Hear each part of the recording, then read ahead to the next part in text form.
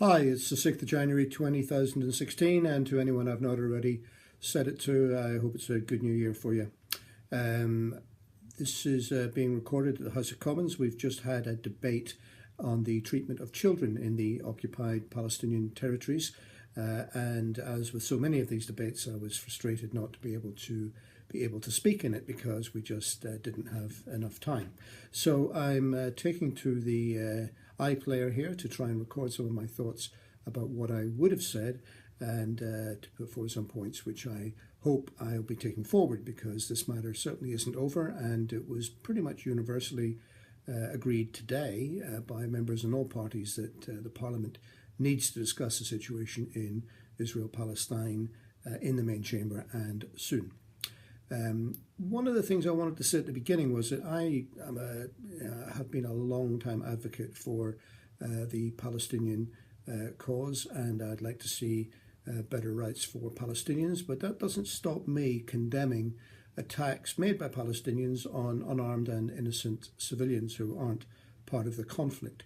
So I find it a little uneasy that people who take the other side of the argument don't also do that. There were a number of people who were there at the debate today who take a position in defence of the Israeli state, which is obviously their right, but I think their support for it has blinkered and clouded their critical faculties, and they seem unable to criticise the actions of the Israeli government, even when they are consistently out of line, not just with international opinion, but with international law.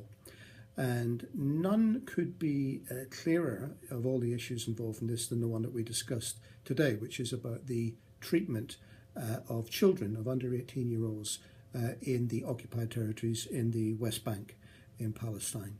The situation there is that there are two forms of legal operation to criminal justice systems, if you like. One is Israeli civil and criminal law, which applies to Israeli passport holders in the occupied territories. Most of these people live in the illegal settlements, but if they do something wrong, and quite often some of them do, they will be tried in the normal way in either the civil or criminal courts. If you're Palestinian, however, you're not afforded that privilege. There is a separate military system of military courts where all Palestinians, including under 18s as young as 12, are tried in a way which is much less fair, I think most observers would acknowledge, to the individual concerned, where the rights of the defendant are different, where the processes are different, and where the outcomes and punishment are most certainly different. Now, there's never been any instance of an Israeli child being tried by an Israeli military court, but every Palestinian child who is arrested for whatever reason is put through that system. That is wrong, and it is contrary to international law. Israel, as an occupying power in that area, has an international obligation, the same as it has within Israel itself, to ensure that the legal system it operates does not discriminate against people on the basis of their religion or ethnicity. And here we have a clear situation where there is one legal system for Israelis and another legal system for Palestinians, perhaps people living even within a few miles of each other and accused of exactly the same offences. That is wrong, and I think it does Israel no credit, and it means that if Israel wants to gain the respect and credibility in the international stage and wants to get understanding for its actions in the area, it's going about it entirely the wrong way and in breach of international law. So that would be the first point that I want to make. The second is that the way in which these arrests are operated and the military courts operate is gone far beyond any concept of a criminal justice system, really. It is very much a process of ensuring that the people, Palestinian people in the occupied territories, are kept in their place, and it's a means of continuing their oppression. Some examples of this: most of the arrests take place in the middle of the night. We have a situation tonight where Palestinian mothers will be sleeping on the sofa by their front door, anxious that they are going to be raided by the Israeli Defense Forces and concerned that their young children do not awaken to see soldiers pointing guns at them and arresting them, that if there is a break into the house and there is a raid, then the adult will be disturbed first. Isn't that a terrible situation that we've got into, and one which is wholly unnecessary? Nearly all of the children that go through these courts are accused of the offence of stone throwing. Wouldn't it be easier to actually apprehend people when they are committing an alleged crime there and then, which is what happens and is commonplace in every other country, rather than wait until the middle of the night and raid a particular village where they're living, where you're picking up people who may or may not be guilty of a particular offence? The kids, once arrested, many of them are hooded and blindfolded, more than 60% of them, according to one study. They're then thrown in the back of a military vehicle and transported several hours, quite often kept waiting without access to food or water or to sanitation. And then eventually they are interrogated and held without charge for up to 90 days. Now, most of them also are denied access to any legal representation, and we don't have a single incidence in the research that's been done of one Palestinian child being allowed to have their parents or an adult with them under interrogation. All of this combines, along with other things like confessions being written and being asked to be signed in Hebrew, a language which most Palestinians do not read and do not understand, and yet more than a quarter of recent confessions have been signed by Palestinian children, written entirely in Hebrew. All of these things combine, in my mind, to say that this is a system that really has got very little to do with criminal justice and has got everything about trying to subjugate the population, the native population in the occupied territories. And that's another reason why it needs to be urgently reviewed.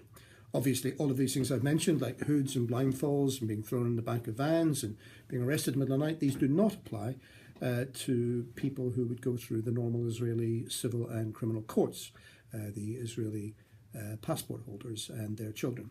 So it is no wonder that many people call this a form of apartheid that's being practiced by the Israeli government in the occupied territories.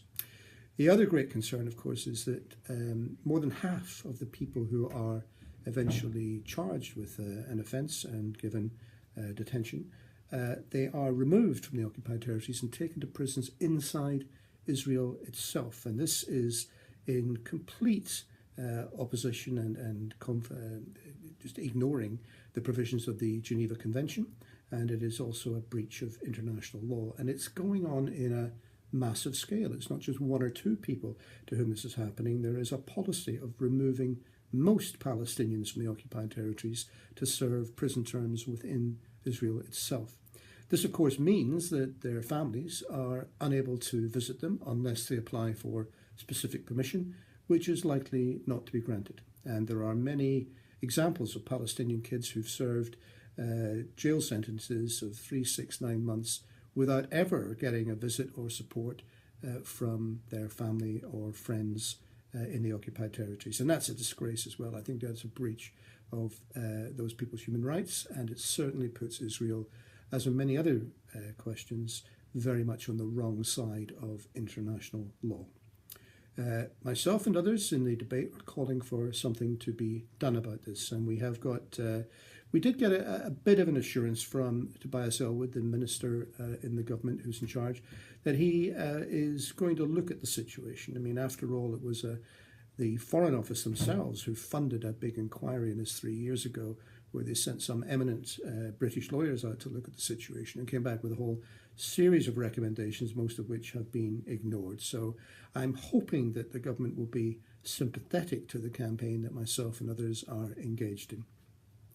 Finally, the point I'd make is that this is a specific thing about the treatment of children in military courts, but obviously there is a wider context to it. More than 50% of the entire Palestinian population are under the age of 22.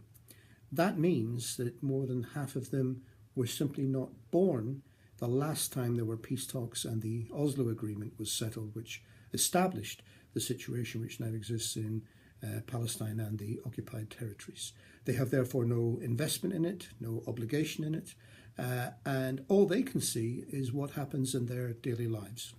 Now, if you were living in a situation where an occupying defence force was treating you in this way, and your friends also, I think it would have some effect upon you. I think it would mean that you would grow up to be extremely hostile to that government and to those soldiers, and you would be a potential recruit for violent organisations that want to engage in armed conflict. Is that really a situation that we want to encourage? Is that really a situation that the Israeli government is trying to foster, whereby its treatment of an entire population, it is basically stoking the fuel, stoking the fires of the conflict for the future, and making sure that a new generation grows up hating the Israeli government and the actions of its soldiers? That seems to me to be going in completely the wrong direction from the one that we need to go in. And I hope very much that the actions of the UK government and others working through the United Nations and the European Union, that we could put pressure on the Israeli government to see sense in this matter and to begin to have a situation where all children are tried in the same courts for the same offences and treated equally as is required under international law. As I say, it's just one aspect of the conflict in Israel-Palestine, and that in itself is just one component of the wider situation in the Middle East. But this is an important one, and it's one I think we can get some movement on. So I'm going to be continuing the campaign with others to try and make sure that happens in the months ahead. That's it on that question. I'm going to be back on doing another one of these shortly on something completely different. Thanks for listening.